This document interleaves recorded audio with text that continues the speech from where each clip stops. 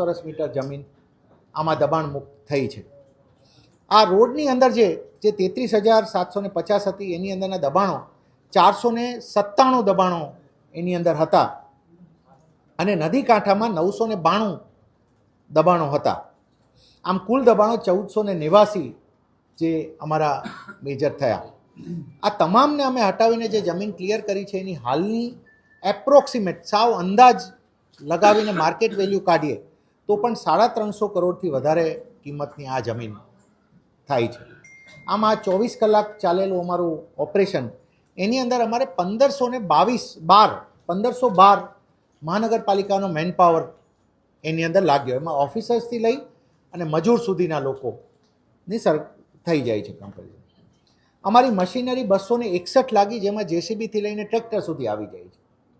હું ફક્ત main hours ગણું, માનવ કલાકો આખા ઓપરેશનના, તો 33,264 માનવ કલાકો આની અંદર વપરાયા આખા ઓપરેશનમાં. આની અંદર કેમ દબાણ મુક્ત જે થયું છે એ ઇમ્પોર્ટન્ટ છે.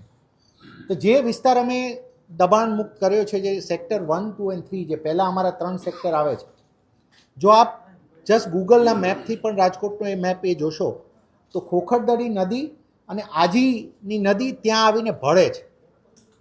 એટલે જ્યારે પણ વરસાદ આવે એટલે આજીનું પાણી સીધું એ દિશા તરફ આવે અને આજીનો પટ છે આખો. છેલ્લા ઘણા વર્ષોથી આપ જુઓ છો કે દર વર્ષે ત્યાં પૂર આવે અને રેસ્ક્યુ કરવાની સ્થિતિ થાય છે. હું ફક્ત 2024નો આપને આંકડું આપું તો 2024માં 1378થી વધારે લોકોને સ્થળાંતર કરવા પડ્યા હતા ત્યાંથી. 1378 લોકો અને 370 લોકો તો રેસ્ક્યુ કરવા પડ્યા હતા ત્યાંથી. અને હું આની ગ્રેવિટી એ જણાવું કે જે એમને 370 લોકોને રેસ્ક્યુ કરવા ગયા એ ઓફિસર્સને પણ એનડીઆરએફની ટીમે ત્યાંથી 24માં રેસ્ક્યુ કરવા પડ્યા હતા. ઓફિસરો પણ તે છોડવા જે એમને રેસ્ક્યુ કરવા ગયા ટીમ ફસાઈ ગઈ હતી ત્યાં. એટલે આ પાણીથી ભરાતો લોકોના જીવને જોખમ સમૂહ જે હતું એ વિસ્તાર અમારો ત્યાંથી દૂર થયો છે. જ્યાં સુધી રોડની વાત છે તો એમ્બ્યુલન્સ, ફાયર કે પોલીસના વ્હીકલ પણ ના જઈ શકે એટલું નાનું, સાંકડું અને ગીચ જે હતું સ્ટ્રક્ચર, એની વચ્ચેના આ વિસ્તારમાંથી આ હવે 15 મીટરનો વાઇડ ટીપી રોડ પણ જે ખુલ્લો થયો છે. અને એનું પણ અત્યારે જે મલબો હટાવવાનું કામ ચાલે છે, જેવું પતશે એટલે પાછળ રોડનું કામ મહાનગરપાલિકા દ્વારા શરૂ થનાર છે આની પાછળ. એટલે હવે જંગલેશ્વરમાં 2 વસ્તુઓ અમે આ દબાણથી અમને એવું લાગે છે કે 2 વસ્તુઓ એવી થઈ છે. એક, નદીના જે દર વખતે પૂરથી આપણને ડર રહેતો હતો, લોકોના જાનમાલનો ડર રહેતો હતો, એનાથી હવે આપણે પૂરની બાબતમાં મુક્ત થયા છે. અને બીજું કે આ રોડ બનવાથી એમ્બ્યુલન્સીસ, ફાયર અને પોલીસના વ્હીકલ માટે પણ આ વિસ્તાર આખો ખુલ્લો થયો છે. આ થતાં કોઈ નાની મોટી આરોગ્યની ઇમરજન્સી, ફાયર ઇમરજન્સી અને કોઈ લો એન્ડ ઓર્ડરના ઇસ્યુ સમયે પણ એવું નહીં બને કે જંગલેશ્વરની અંદર નથી જઈ શકાતું, હવે જઈ શકાશે. એટલે એ પણ થાય છે. મિત્રો, જ્યાં સુધી લોકોને આવાસ આપવાની એ બધી વાત છે તો રાજકોટ મહાનગરપાલિકા આજ સુધીમાં 36,541 આવાસ 101 પ્રોજેક્ટ હેઠળ આપી ચૂકી છે. અને આ વિસ્તાર જે છે એની અંદર 873 આવાસો આજ સુધી અપાઈ ચૂક્યા છે. 873 મિત્રો એ અપાઈ ચૂક્યા છે કોઈને કોઈ ફેઝમાં. અમે ડિમોલિશન કર્યું ને તો 2-4 વસ્તુઓ જે ધ્યાન આકર્ષક આપને કહીએ કે જે આપણે બધા, મેં આપને પહેલાં પણ કીધું કે we wanted to talk informally as well. કેમ કે એક મહત્ત્વનો મુદ્દો, કાચા મકાનો તો અમને નહિવત જેવા મળ્યા છે, જે કાચા માટીના નહિવત અમુકને ગણીએ ફક્ત ઉપર સ્લેબ ના હોય ને એવા આશરે 500 જેવા મકાનો છે, પણ પાકા ફક્ત પતરા હોય ઉપર એવા 500 જ છે. આ જે 1500ની આપણે વાત કરીએ છીએ, 1400 ઉપર 1500. બાકી જે 989 મકાનો છે એ વિગત થોડી વિચારવા જેવી છે. આ 500ની બાબતમાં પણ હું આપને કહું, આ 500માંથી અમને 250 એવા મકાનો મળ્યા કે જે એકદમ આઈડેન્ટિકલ લાઈનથી છે. આપ સમજો, 250 મકાનો અલગ અલગ એવા લાઈનમાં છે. એટલે હું 250 આઈડેન્ટિકલ નથી કહેતો, પણ આમ તમને 10-10, 15-15, 100-100, 50-50 એવી ઓરડી સેમ લાગે. સેમ વિન્ડો હોય, સેમ દરવાજા હોય, સેમ અંદરનો કલર હોય. તમે કહો મિત્રો કે શું 100-200 લોકો ભેગા થઈને આઈડેન્ટિકલ 100 ઓરડીઓ બનાવશે કે આ કોઈ બનાવીને ભાડે આપ્યું? આ પણ એટલે 500 પહેલાની જે વાત કરી એમાંથી 250 તો આઈડેન્ટિકલ ઓરડીઓ. કોઈ આવ્યા અને એકલા એને દબાણમાં મકાન બનાવ્યું એવું નહીં. નિવાસી જે છે એની અંદર 50થી 100 વાર જમીનમાં ફેલાયેલા હોય એવા 800થી વધારે મકાનો જોવા મળે. 800 જેવા 100 વાર સુધીના મકાન છે. અને 100 વારથી વધારે જગ્યા ધરાવતા હોય એવા 150 મકાનો અમને જોવા મળ્યા છે કે જે ખરેખર પ્રિટી સાઇઝેબલ હાઉસીસ. એવા અમને 150થી વધારે મકાનો અમને આની અંદર જોવા મળ્યા છે.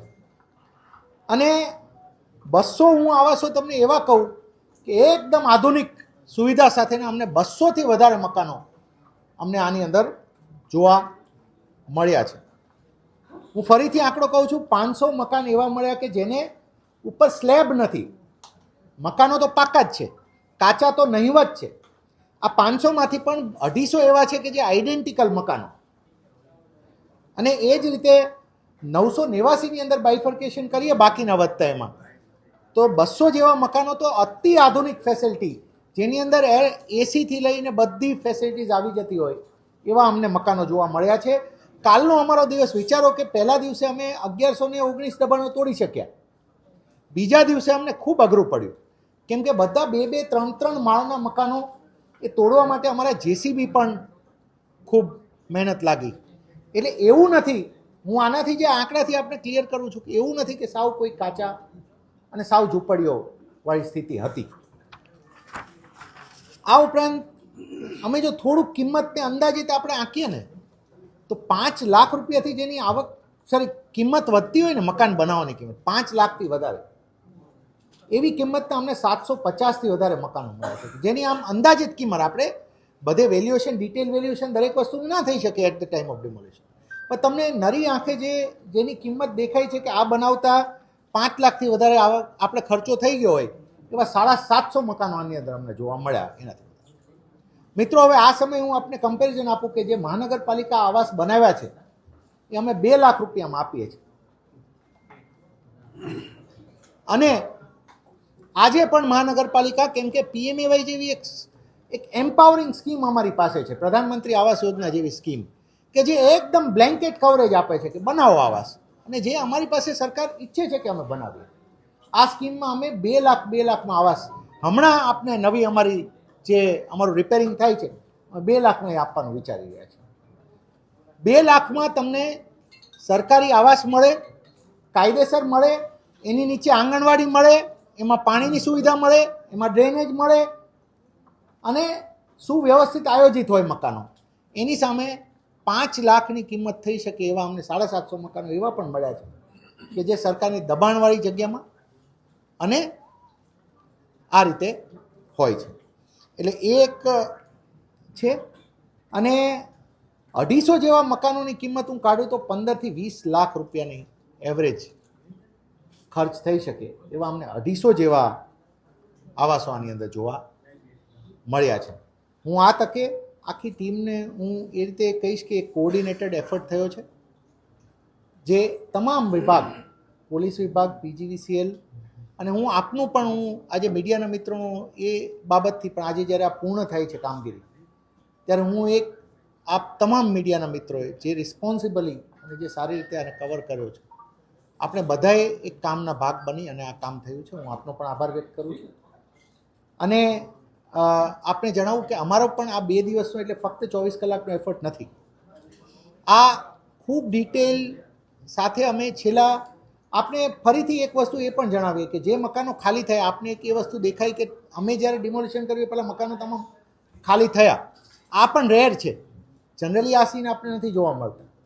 એનું બેકગ્રાઉન્ડ પણ આપીએ કે અમે આ તમામ નાગરિકોને અમારા ટીમ છેલ્લા કેટલા દિવસથી ઘરે જઈને સમજૂત કરી એમને અમે અમારા સાધનો, મજૂરો અને બધી વ્યવસ્થાઓ પૂર્તતા કરી અને અમે આ રીતે એમને ખાલી કરવામાં પણ મદદ કરી છે. અને રાજકોટ મહાનગરપાલિકા માણસો માટે, નાગરિકો માટે આવાસનું કામ કરવામાં પણ એટલી જ એક્ટિવ છે. અને હું આપને એ પણ જણાવું કે અમારો આવતા 5 વર્ષનો ટાર્ગેટ 30,000 નવા આવાસ બનાવવાનો છે. રાજકોટ મહાનગરપાલિકા આવતા 5 વર્ષમાં મધ્યમ અને બિલો દેટ સામાન્ય માણસો માટે 30,000 નવા આવાસ પણ બનાવવા જઈ રહી છે આવતા 5 વર્ષ. રાજકોટ મ્યુનિસિપલ કોર્પોરેશન દ્વારા 7 ઝોનમાં ડિમોલિશનની પ્રોસેસ જ્યારે થવાની હતી તો એના અગાઉથી જ દરેક ડિપાર્ટમેન્ટનું કોઓર્ડિનેશન થઈ ચૂક્યું હતું. માનનીય પોલીસ કમિશનર શ્રી બ્રજેશ ઝા સરની નિગરાની હેઠળ આ જે ભક્તિનગર પોલીસ સ્ટેશનનો આ વિસ્તાર છે અને ઘણા લાંબા સમય સુધી આજી નદીના જે સરે વાત કરી એમ કે પૂરનો તો પ્રશ્ન હતો જ હતો, પણ લો એન્ડ ઓર્ડરનો પ્રશ્ન અને અમારું રિસ્પોન્સ ટાઈમ જે સાંકડી નાની ગલીઓમાંથી કોઈને મદદ પણ જરૂર હોય તો એ પહોંચાડવામાં પ્રશ્ન રહેતો હતો. તો આની અંદર સૌથી પહેલાં તો લોક દરબાર, શાંતિ સમિતિ, મહોલ્લા સમિતિ અને જે રીતે વાત કરી કે બિલકુલ સંઘર્ષ વગરનું ડિમોલિશન કરવા માટે ઘરે ઘરે જ્યારે રાજકોટ મ્યુનિસિપલ કોર્પોરેશન, મેડિકલ અને ફાયરની ટીમો જતી, સાથે સાથે PGVCLની ટીમો પણ પોતાની કાર્યવાહી માટે જતી કે લાઇટ કનેક્શન કે નળ કનેક્શન કાપવા જતી, તો પોલીસની ટીમ પણ સાથે રહેતી. આ માટે 2000થી વધારે પોલીસ જવાનો સાથે તૈનાત રહ્યા અને માનનીય DGP સરે અમારી જે પણ રિક્વાયરમેન્ટ હતી, કારણ કે અહીંયા મહિલા, વૃદ્ધો, બાળકો સાથે રહેતા પરિવાર સાથે ડીલ કરવાનું હતું, એટલા માટે કોઈને પણ સંવેદની જે લાગણીશીલતા હોય કે કોમી લાગણી દુભાય નહીં એની સાથે પણ વર્ક કરવાનું હતું. એટલે આની અમારું જે આખું કમ્પોનેન્ટ હતું એમાં 50% કમ્પોનેન્ટ અમે મહિલા પોલીસનો યુઝ કર્યો. એમાં 8 SRPF કંપની અને સ્પેશિયલ એક્શન ટાસ્ક ફોર્સ જે RAFની તર્જ ઉપર બનાવવામાં આવી છે એવી 2 SAF કંપની અમને ફાળવવામાં આવી અને આખું જે ટેકનોલોજી અને હ્યુમન ઇન્ટેલિજન્સ બંનેની મદદ આપણે લીધી. ડ્રોન સર્વેલન્સથી માંડી અને સોશિયલ મીડિયા મોનિટરિંગથી માંડી અને ગ્રાઉન્ડ લેવલ ઉપર પ્લાનિંગ જે છે એ કરવાથી માંડીને અમારા વોચર્સ જે છે એમણે ખૂબ એક્ટિવ રોલ આની અંદર ભજવેલો છે. જે પણ વાત કરીએ કે આજે ખોલીઓની વાત કરીએ કે ઓડિયોની વાત કરીએ તો આની અંદર અનેક ગુનેગારો છેલ્લા 10-15 વર્ષ અમારા પોલીસના ચોપડે નોંધાયેલા ગુનેગારોની વાત કરીએ તો હિસ્ટ્રી સીટર્સ, અસામાજિક તત્વો, ટપોરીઓના ઘણા બધા અડ્ડાઓ અહીંયા પનપી રહ્યા હતા. જુગારના અડ્ડા હોય કે દારૂનો અડ્ડો હોય કે નદી કિનારે દેશી દારૂની ભઠ્ઠીઓ હોય કે પછી NDPSના મોટા મોટા ડ્રગ્સના રેકેટ પકડ્યા હોય. છેલ્લામાં છેલ્લી ફાયરીની ઘટના ઘટી એમાં અમે ગુસ્સી ટોકમાં અમારી ક્રાઇમ બ્રાન્ચે જેમને પકડ્યા છે એવી ગેંગો પણ અહીંયા એમને આશ્રય સ્થાન રહેલું હતું. એ સિવાય પણ આપણે વાત કરીએ તો શરીર સંબંધી ગુનાઓ અને મિલકત સંબંધી ગુનાઓમાં પણ મોર દેન 200 જે હિસ્ટ્રી સીટર્સ જે છે એનું અહીંયા આશ્રયસ્થાન હતું. આ જે ડિમોલિશન થયું છે એના માટે ચોક્કસ એવું કહી શકાય કે આ લોકો નાની નાની ઓડિયો બનાવી અને એને ભાડે ચડાવી અને એની જે ઇન્કમ છે, જે આર્થિક લાભ મેળવી અને એને અસામાજિક પ્રવૃત્તિઓ ચલાવવામાં જે કરતા હતા એ જે નેક્સસ છે આખું તૂટ્યું છે. અને વ્યાજખોરી જે છે કે એ જે પૈસો જે છે એ જે પણ જરૂરિયાતમંદ હોય એને ઊંચા વ્યાજે આપવાનું અને એને આખા વ્યાજના ચક્રમાં ફસાવી અને એનું શોષણ કરવાનું જે ચક્ર છે એ પણ આમાં તૂટશે. આખી સમગ્ર પ્રક્રિયા જે છે એની અંદર અમારી સ્પેશિયલ જે ટીમો હતી, એ ક્વિક રિસ્પોન્સ ટીમ હોય કે પછી અમારું સ્પેશિયલ ઓપરેશન ગ્રુપ હોય કે અમારી ક્રાઇમની ટીમો હોય, એમે ખભા મળાવીને કામ કર્યું છે. અને સૌથી બેસ્ટ પાર્ટ આનો અહીંયા એ રહ્યો છે કે 14 જેટલા ધાર્મિક સંસ્થાનો પણ હતા અને અત્યારે આપણે જાણીએ છીએ એમ પવિત્ર રમઝાન મહિનો પણ ચાલી રહ્યો છે, એટલે આખા અહીંયા મિશ્ર વસ્તી છે. આખું વસ્તીનું જે સેન્સસ જે છે એ ધાર્મિક રીતે, પ્રાદેશિક રીતે અને અહીંયા પરપ્રાંતીય પણ ઘણા બધા રહી રહ્યા છે. એટલે બધા જ પ્રકારની મિશ્ર વસ્તીની સાથે કોઈને પણ તકલીફ ના પડે એ રીતે વર્ક કરવામાં આવ્યું. અને જ્યાં ધાર્મિક સંસ્થાન હતા એમાં પણ લાગણી દુભાઈની એ રીતે જે તે શાસ્ત્રોક્ત વિધિથી એનું ઉત્થાપન કરી અને પુનઃસ્થાપન થાય એવી રીતે સુવ્યવસ્થાનું આયોજન થયું. આ સારું માનનીય પોલીસ કમિશનરશ્રીની નેજા હેઠળ ફ્રિકવન્ટલી ફ્લેગ માર્ચનું આયોજન, રૂબરૂ જે પણ પબ્લિક લીડર છે એની સાથે સંવાદ સાધવાનું, જે મહિલા, બાળકો અને વૃદ્ધો છે એમને તકલીફ ના પડે. અત્યારે ડેબ્રિજ હટાવવાની કામગીરી ચાલે છે તો ભંગાર વીણવાવાળા કે નાની મોટી રોજગારીની લાલચે કે કુતૂહલતાવશ કોઈ આવતું હોય તો એ પણ દબાઈ ના જાય અને એક પણ હર્ડલ્સ ના થાય. ઇલેક્ટ્રિસિટીથી માંડીને કોઈ શોર્ટ સર્કિટથી માંડીને કોઈ પણ દુર્ઘટના ના ઘટે એના માટે મેડિકલ, ફાયર અને કોર્પોરેશનની ટીમની સાથે મળી અને પોલીસ ડિપાર્ટમેન્ટે આ સમગ્ર ઓપરેશન જે છે એ હાથ ધરેલું હતું.